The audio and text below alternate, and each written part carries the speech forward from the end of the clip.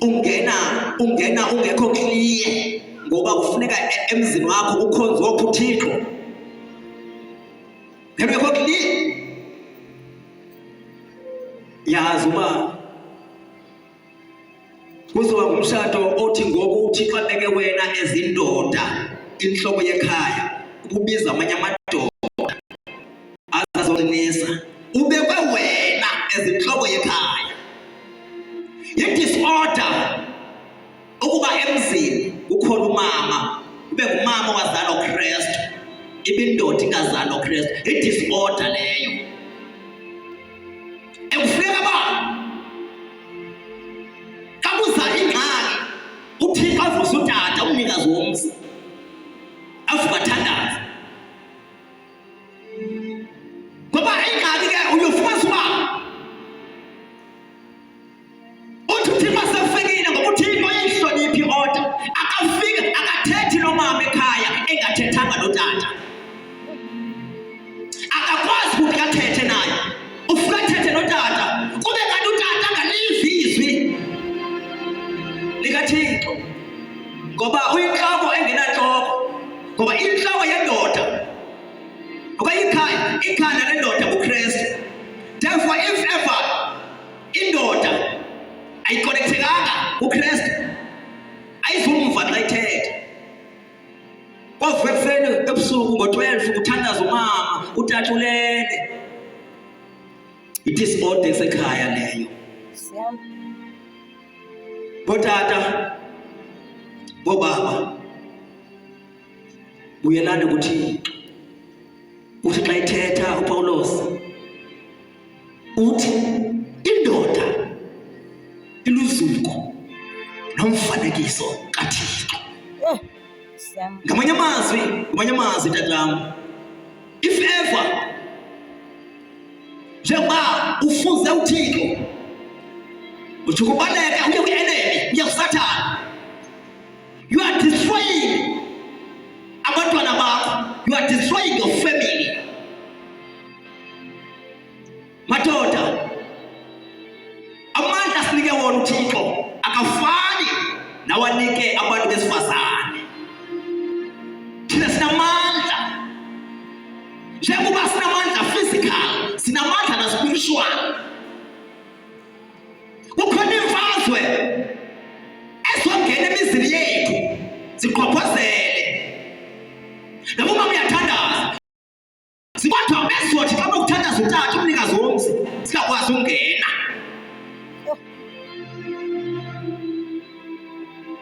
Haleluya, amen. Ixesha lokuba sivuke madoda, sivuke sithathe iposition yethu. Yabona ke zonke lezi problems zikhona lapha emhlabeni, drugs, utywala, yonke lento esiyibonayo yenzeka ebantwaneni bethu, it's because ba asiyithathanga iposition yethu. Uma singathathi iposition